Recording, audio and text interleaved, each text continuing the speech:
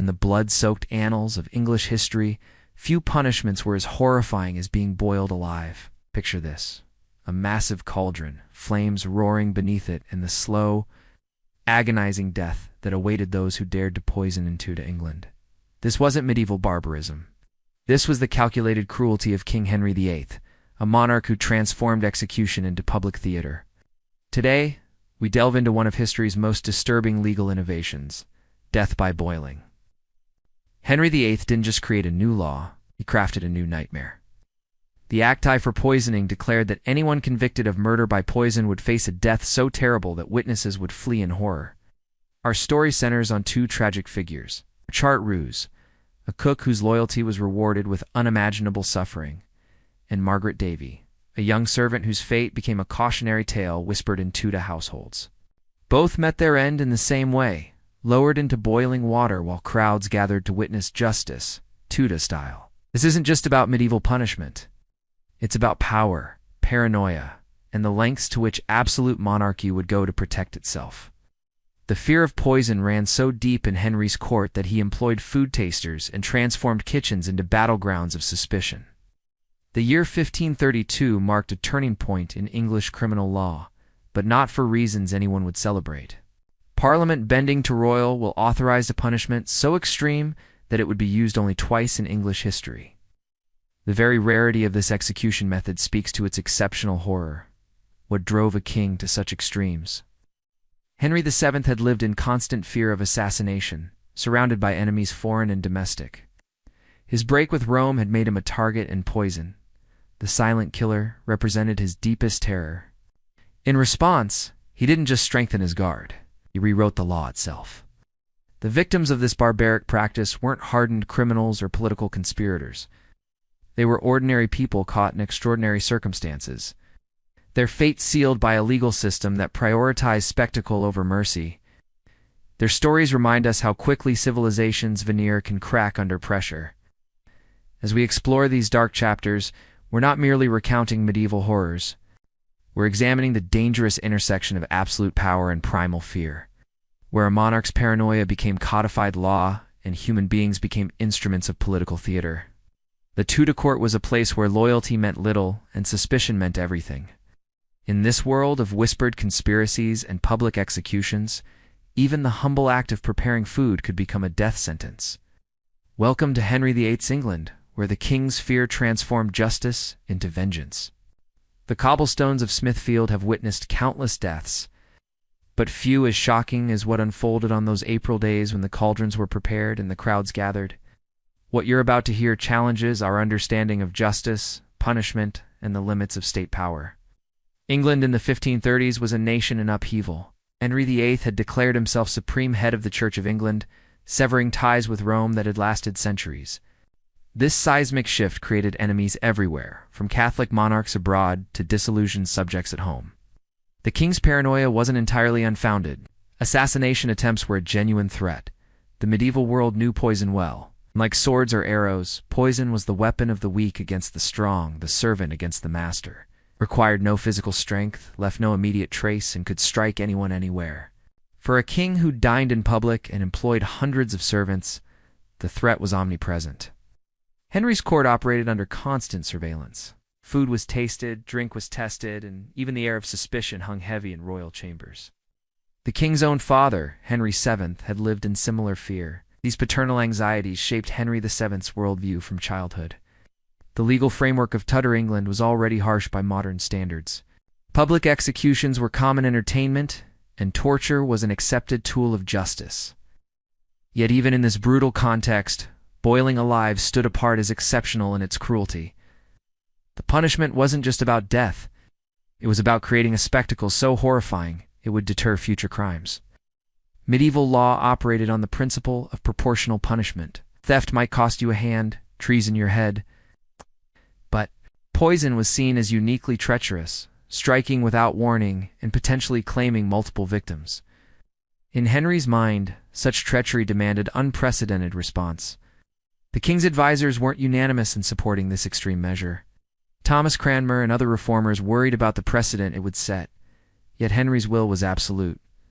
And when Parliament convened in 1531, the acti for poisoning passed with little debate. Fear of royal displeasure silenced most opposition. The new law was specific in its horror. Convicted poisoners would be placed in a cauldron of water, which would then be heated gradually. This wasn't the quick death of the headsman's axe. It was prolonged agony designed to extract the maximum suffering from its victims. The law explicitly stated that this would occur until they be dead. Contemporary accounts describe the preparation required for such executions. Special cauldrons had to be constructed large enough to hold a human body. Fuel was gathered, platforms built, and crowds notified. The execution became a civic event planned with the same care as a royal procession. The choice of Smithfield as the execution site wasn't accidental. This area outside London's walls had long been associated with punishment and purification. Here, heretics had burned and criminals had died. The symbolism was clear. Just as fire purified the soul, boiling would purify the body politic. The legal process leading to these executions followed established Tudor patterns. Accusation led to investigation. Investigation to trial, and trial to inevitable conviction. In a system where the king's will was paramount, acquittal was rarely an option once charges were brought. Our first victim emerges from the shadows of history, not as a name in a ledger, but as a real person whose final moments would shock a nation. Richard Roose worked in the household of John Pfizer, Bishop of Rochester, a man whose opposition to Henry's divorce would soon cost him his own life. Roose was described as a competent cook, trusted with preparing meals for the bishop's household.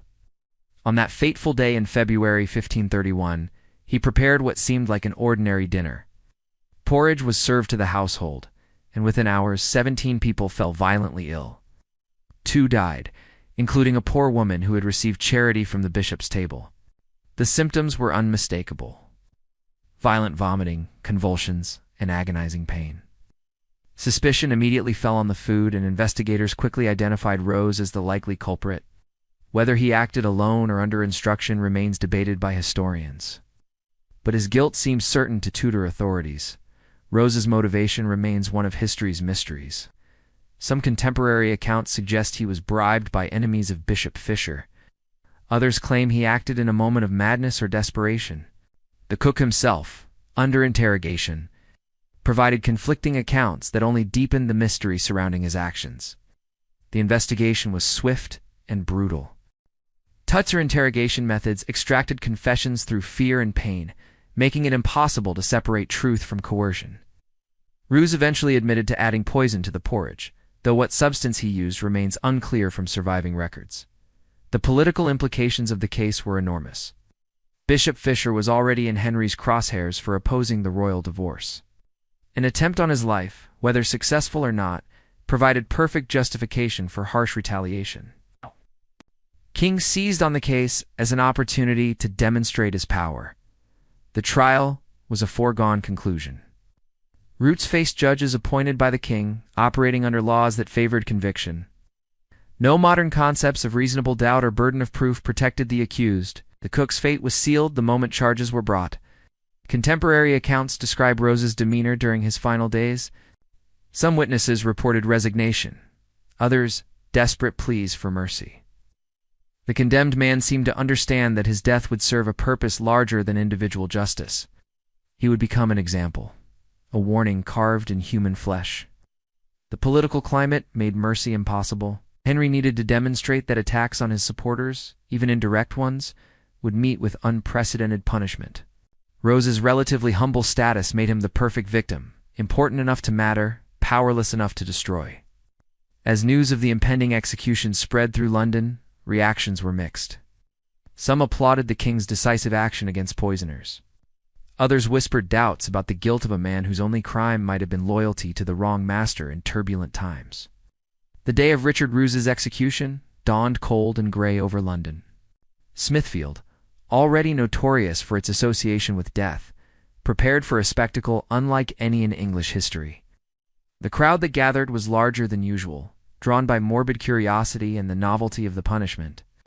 The apparatus of death had been carefully constructed. A large cauldron, specially forged for the occasion, sat above a prepared fire pit. Chains and pulleys allowed precise control over the condemned man's descent into the water. Every detail reflected careful planning and grim purpose. Witnesses described the crowd's initial excitement, giving way to uncomfortable silence as the reality of what they were about to witness became clear. This wasn't the swift justice of a beheading, or the familiar horror of hanging. This was something new, something that challenged even Tudor England's tolerance for public brutality. Rose was brought to the scaffold in chains, accompanied by religious officials offering final comfort. Contemporary accounts suggest he maintained some composure, though the terror of his situation must have been overwhelming. He spoke briefly to the crowd, though his exact words are lost to history. The execution process began with Rose being lowered into the cauldron.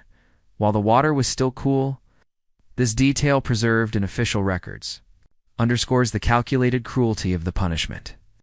Death would come slowly, with full awareness of each escalating moment of agony. As the fire beneath the cauldron was kindled, the crowd's demeanor changed dramatically. The excited chatter of earlier gave way to horrified silence.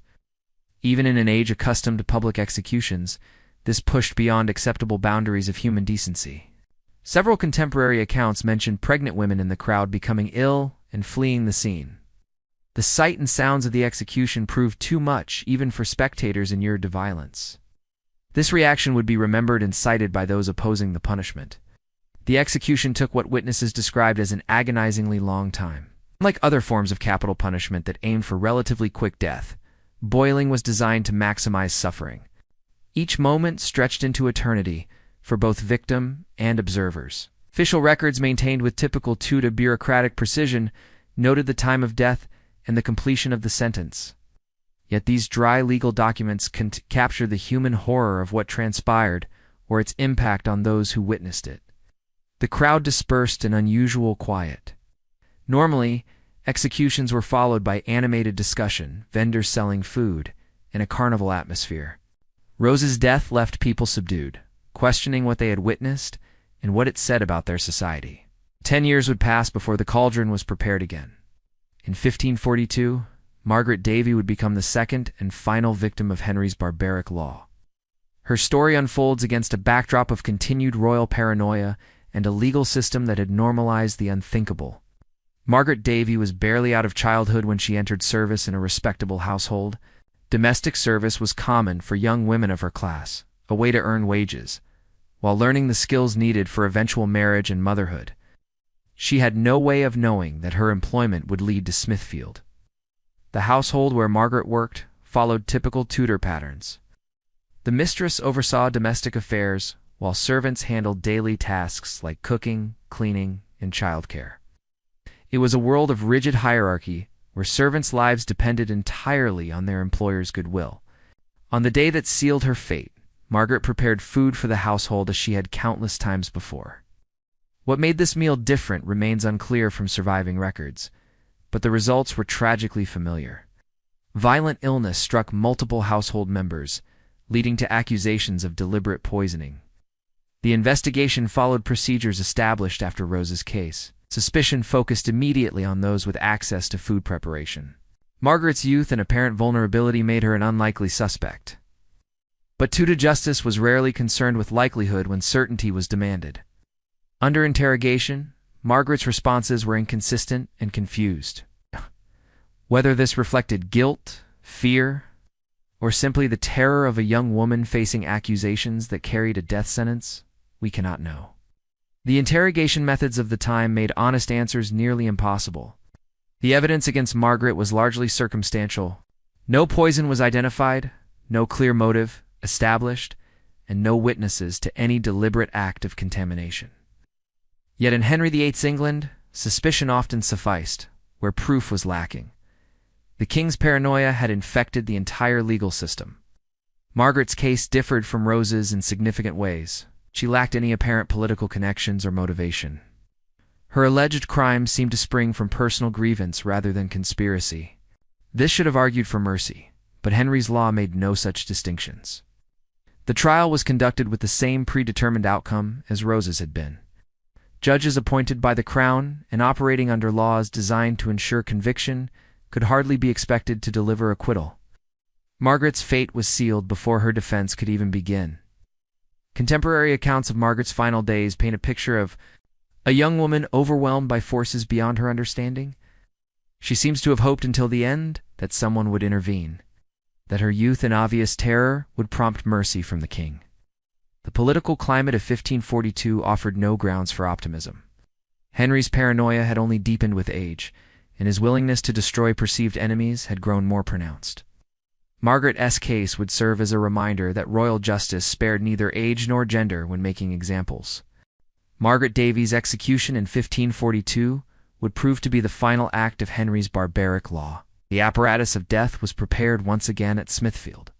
But this time the crowd that gathered seemed less enthusiastic about the spectacle they were about to witness. The intervening decade had seen numerous executions, but none matching the horror of Rose's death. The memory of that earlier event had lingered in public consciousness, creating an undercurrent of unease about what was to come. Even hardened Londoners seemed reluctant to witness another boiling. Margaret was brought to the scaffold in a state that witnesses described as pitiful, where Rose had maintained some composure. This young woman was visibly terrified and pleading for mercy that would never come. Her youth made the spectacle even more disturbing for observers. The procedures followed the precedent established 10 years earlier, but the crowd's reaction was notably different. Where Rose's execution had generated shocked silence, Margaret's produced active revulsion. People began leaving before the ordeal was complete, unable to stomach what they were witnessing. Several contemporary accounts described the execution as poorly attended compared to other public punishments. Word had spread about the nature of the spectacle, and many who might normally have gathered to watch chose to stay away. The appetite for such extreme punishment was clearly waning. Officials conducting the execution seemed to understand that they were participating in something that pushed beyond acceptable boundaries, even by Tudor standards. Their efficiency suggested a desire to complete the grisly task as quickly as possible and move on to other business. The reaction of religious officials present at the execution was notably subdued. While they performed their required duties in offering final comfort to the condemned, their usual pronouncements about divine justice were muted. Even they seemed troubled by what was unfolding. Margaret's death marked a turning point in public attitudes toward extreme punishment. The combination of her youth, the questionable evidence against her, and the sheer horror of the execution method created a perfect storm of revulsion that would influence future policy. The crowd that witnessed Margaret's execution dispersed with unusual speed and silence. Unlike other public punishments that generated discussion and debate, this seemed to leave observers speechless. The very brutality that was intended to deter crime had begun to appall those it was meant to reassure. Reports of the execution spread throughout London and beyond. But unlike earlier cases where brutal punishments were celebrated as demonstrations of royal power, Margaret's death was met with widespread discomfort. The tide was beginning to turn against Henry's most extreme legal innovations. The immediate aftermath of Margaret Davy's execution saw an unprecedented public reaction. For the first time in Henry VIII's reign, a significant portion of the population openly questioned the appropriateness of royal justice. The sight of a young woman being boiled alive had crossed a line that even Tudor England's brutal sensibilities could unaccept. Religious leaders, normally careful to avoid criticizing royal policy, began subtle campaigns against extreme punishment. Sermons spoke of mercy and forgiveness in ways that implicitly challenged the king's approach to justice. The church, already walking a careful line with Henry, found its voice on this issue. The legal profession itself expressed doubts about the boiling law. Judges and lawyers had implemented Henry's will without question, but the practical reality of what they had enabled was becoming impossible to ignore. Professional pride began to conflict with royal obedience. Parliamentary discussions in the months following Margaret's death reflected growing unease with extreme punishments. While no one dared directly challenge the king's prerogatives, there was increasing support for limiting the scope of capital punishment and returning to more traditional methods of execution. The economic impact of such executions was also becoming apparent. The resources required to construct execution apparatus, the time needed for elaborate preparations, and the disruption to normal civic life made boiling an expensive form of justice. Practical concerns began to reinforce moral objections. International reactions to Henry's punishment methods had been consistently negative. Foreign ambassadors reported back to their courts about English brutality, damaging Henry's reputation among European monarchs he was trying to court for various political alliances. The king's domestic paranoia was undermining his foreign policy. The psychological impact on those involved in carrying out the executions was becoming evident. Executioners, judges, and officials who had participated in the boilings showed signs of lasting distress. The human cost of extreme punishment extended beyond its immediate victims. Public health concerns also emerged as a factor in opposition to the practice.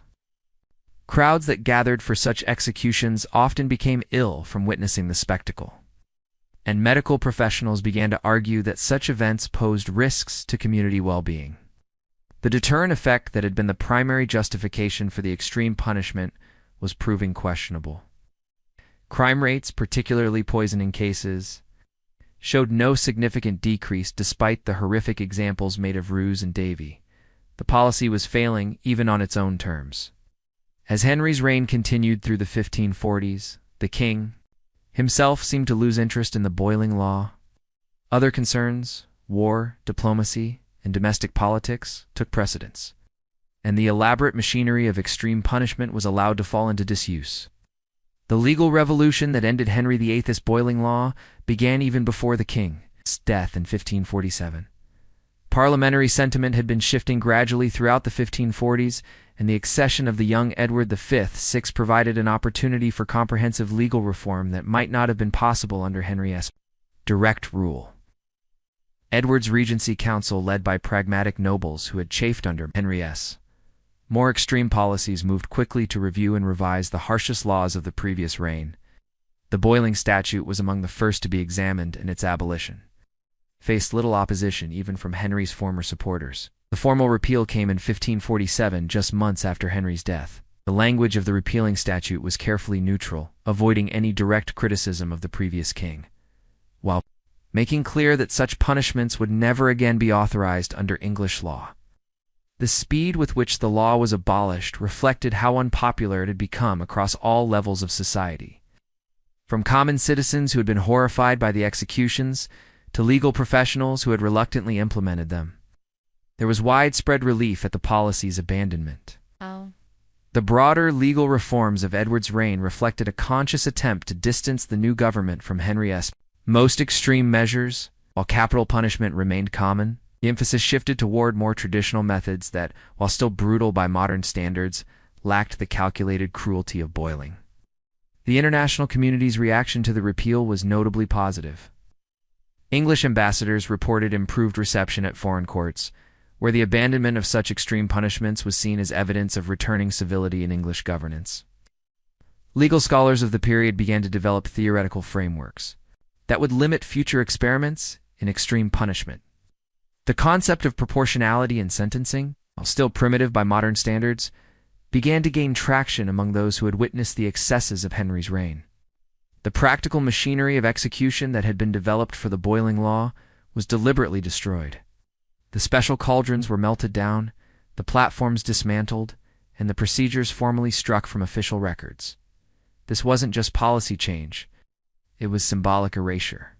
The few officials who had been directly involved in carrying out boiling executions found their careers effectively ended with the practice's abolition. While they faced no formal punishment, their association with such extreme measures made them unsuitable for continued service in a reformed legal system.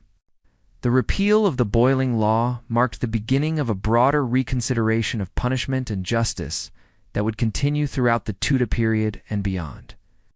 What had been presented as necessary policy became a cautionary tale about the dangers of unchecked royal power. The legacy of Henry VIII's boiling law extends far beyond the two lives it claimed in the broader context of legal history. It represents a crucial lesson about the relationship between political power and human dignity, one that would influence English jurisprudence for centuries to come. The cases of Richard Roose and Margaret Davy became touchstones in later debates about capital punishment and cruel sentences. Legal reformers would regularly invoke their names as examples of what happened when political expediency overruled basic human decency in the administration of justice. The psychological impact of witnessing such extreme punishments had lasting effects on London's population. Accounts from later in the 16th century describe continued reluctance to attend public executions and a general souring of public appetite for brutal spectacles that had previously been popular entertainment. The practice highlighted fundamental questions about the purpose of punishment that remained relevant long after the Tudor period. Was the goal deterrence, retribution, or public demonstration of power? The failure of boiling to achieve any of these aims effectively became an argument for more measured approaches to justice. Legal professionals used the boiling cases as cautionary examples in training future generations of judges and lawyers. The importance of maintaining professional ethics, even under pressure from political authorities, became a central theme in legal education, partly inspired by the horrors of Henry's reign. International reputation damage caused by these executions took decades to repair. English diplomats throughout the Elizabethan period found themselves defending their nation's commitment to civilized values, often by explicitly referencing the reforms that had abolished Henry's most extreme laws. The detailed records kept of these executions, while horrifying in their content, provided invaluable documentation for later scholars studying the relationship between law and political power. These documents became foundational texts in the development of theories about limited government and constitutional monarchy. The popular memory of the boiling executions lived on in ballads, stories, and folklore long after the practice ended. These cultural artifacts served as informal checks on later attempts to implement extreme punishments, as public memory of past horrors influenced resistance to new brutalities. The economic costs of implementing such elaborate execution methods became part of the practical argument against cruel punishments. The resources required to boil someone alive could have been used for more constructive purposes, making the practice not just morally questionable, but fiscally irresponsible. The medical and psychological effects observed in witnesses to these executions contributed to early understanding of what we now call trauma. While the concepts weren't fully developed until much later, Tudor physicians began to recognize the lasting harm that extreme violence could inflict on observers as well as victims. The political lessons of Henry's boiling law influenced the development of parliamentary oversight of royal prerogatives. The ease with which the king had implemented such extreme measures highlighted the need for legislative checks on executive power, contributing to England's gradual evolution toward constitutional monarchy. As we reach the end of this dark journey through Tudor justice, we're left to contemplate what these horrific events reveal about human nature and political power. The stories of Richard Roose and Margaret Davy aren't merely historical curiosities. They're warnings about what happens when fear overcomes wisdom and absolute power corrupts absolutely. The two individuals who died in those boiling cauldrons at Smithfield were more than victims of cruel law. They were casualties of a system that had lost its moral compass. Their deaths served no constructive purpose, deterred no future crimes, and protected no one from genuine threats. They died because a king's paranoia had become law. Yet, their suffering wasn't entirely meaningless. The revulsion their executions generated helped spark the legal reforms that followed Henry's death. Their stories became cautionary tales that influenced centuries of subsequent legal development, serving as permanent reminders of the importance of maintaining human dignity, even in the darkest moments of history. The swift abolition of the boiling law after Henry's death demonstrates that even in autocratic systems, there are limits to what populations will accept. The horror these executions generated helped establish boundaries around acceptable punishment that influenced English law for generations to come. Modern readers might feel comfortable dismissing these events as products of a barbaric age, but the underlying dynamics, fear-driven, extreme policy, political expediency, overruling moral considerations, and the gradual normalization of the unthinkable, remain disturbingly relevant to contemporary discussions about justice and security. The detailed documentation of these cases provides us with more than historical knowledge. It offers insight into how civilized societies can lose their way when fear becomes the primary driver of policy. The bureaucratic precision with which these horrors were planned and executed reminds us that evil often comes wrapped in the mundane language of administrative efficiency. The international isolation that England experienced as a result of these extreme punishments illustrates how domestic policies affect a nation's standing in the world community. Henry's attempt to project strength through brutality ultimately weakened England's position among European powers. The courage of those who eventually spoke out against these practices, despite the risks of opposing royal policy, provides inspiration for those facing similar moral challenges in any era. The gradual building of opposition that led to the law's repeal shows how individual conscience can eventually overcome institutional momentum. The fact that England never again resorted to execution by boiling demonstrates that some boundaries once crossed and recognized as wrong can be permanently established. The moral progress represented by the law's abolition offers hope that human societies can learn from their darkest moments. As we close this examination of one of history's most disturbing legal experiments, we are reminded that the price of civilization is eternal vigilance against the forces that would drag us back into barbarism. The screams that once echoed across Smithfield have long since faded, but the lessons they teach about justice, mercy, and human dignity must never be forgotten.